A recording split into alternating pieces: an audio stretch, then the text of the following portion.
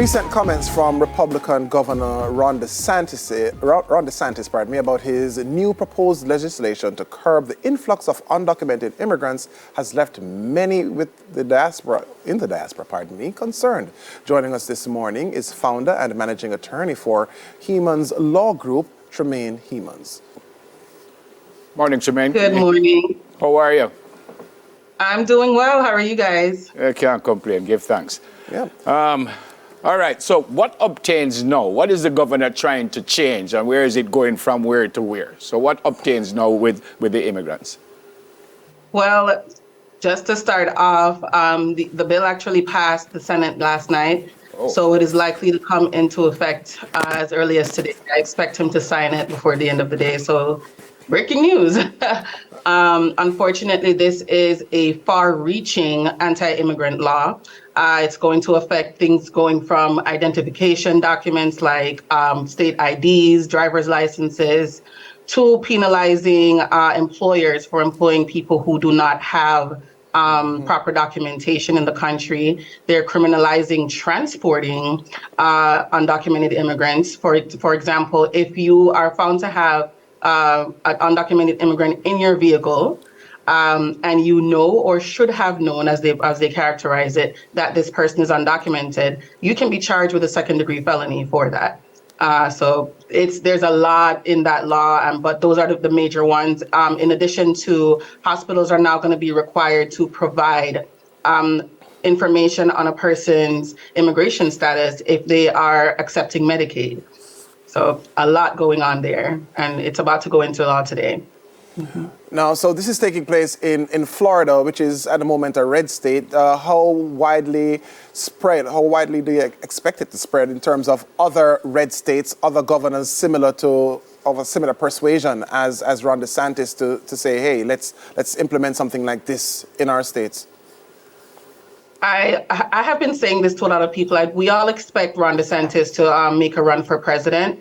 And I've always said that he's a lot more dangerous than Donald Trump. The thing is that Ron DeSantis is an attorney. So he understands how the law works. And he understands that when this goes into effect, that a lot of other states are going to follow suit. I completely expect places like Georgia and other the Midwestern states that are red to follow suit pretty quickly, honestly. I really think that this is not going to be the only one, to be quite honest with you. Much like the abortion bans that have been going on around the country, where one state is just following the last one, I really think this is going to be the situation here as well. Mm-hmm. So I think more states are going to follow. And when we talk about undocumented immigrants in the United States, give me a ballpark figure of the number we're talking about. And, how worried should they really be, and what can they do? Right. So I'll just give you a little synopsis of where we are in terms of the border crisis, because there really is a border crisis. But just to put it in context, let us not forget that the previous administration, when they decided to close the borders and to put severe limits on who is eligible for asylum and the accessibility of asylum from the U.S. border, as we say in Jamaica, pressure bust pipe. If you lock off something where there's still an influx of people, it's going to overflow, right? So for instance, in 2020, there was 405,000 border encounters, right? That's the amount of people that Customs and Border Protection encountered at the border. In 2021, after all of the anti-immigration laws went in, after all of the anti-asylum laws went in, we saw that number severely increase to 1.6 million, right?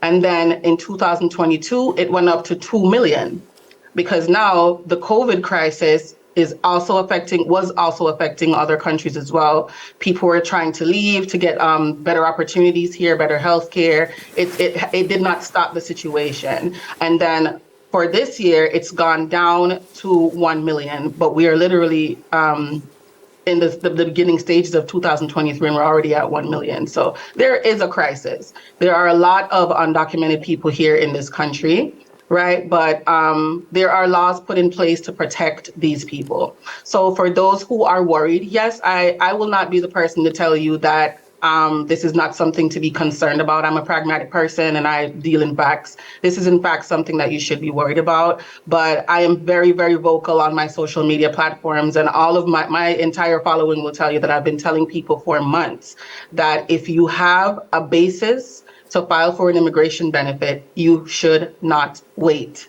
Get in contact with a legal professional, get in contact with a lawyer as soon as possible, get some legal advice, figure out a proper strategy, and get that documentation filed.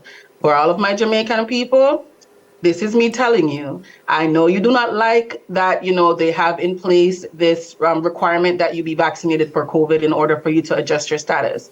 There is no more time for you to sit and wait for that to not be the case anymore.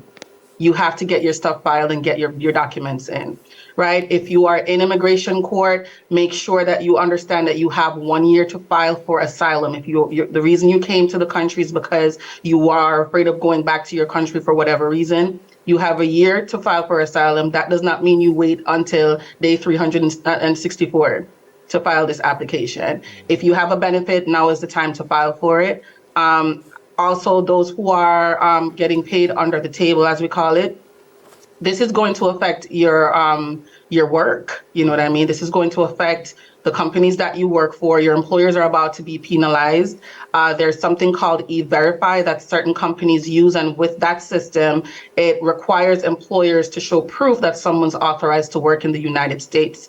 And Governor DeSantis has expanded that program to all public organizations, and private employers are going to be sanctioned, and they're going to likely have their licenses threatened depending on what industry they are in. So this is definitely likely to affect you on your job as well. So as I was saying, the big thing here is to remember that there's a legal process in this. No matter how many scare tactics Mr. DeSantis uses, the Immigration Nationality Act is still viable. There's still case law and a lot of stuff to protect you if you seek the help that you need. Yeah. At the top of the interview, you said we should know who is undocumented. So if someone working for me, someone in my car, and I don't know that they're undocumented, what can happen to me? Right. See, that's the thing in the law. It's really hard to prove a negative because this law, it's a scare tactic, and it's honestly a political move for him. Implementing this is going to be very difficult. I was reading through this with a bunch of my attorney friends last night after it passed, and one of my friends, Terry Ann Howell, is an excellent criminal attorney, and she was saying that implementing this and actually enforcing this is going to be difficult. It's going to affect a lot of people, because how do you prove that someone should have known that the person is undocumented? I'm assuming, like, if it's a family member and you pick them up from a certain place, then I assume the facts of that case would be different than for someone like, say, Uber, that just picked up somebody and doesn't know. Right. So it's still yet to be told, how this is going to be implemented. So of course we'll be watching it closely, and I of course will be letting any of my clients or potential clients know what the situation is as it develops. Yeah, very well explained. Thank you so much for speaking with us this morning. Blessings to you and your family.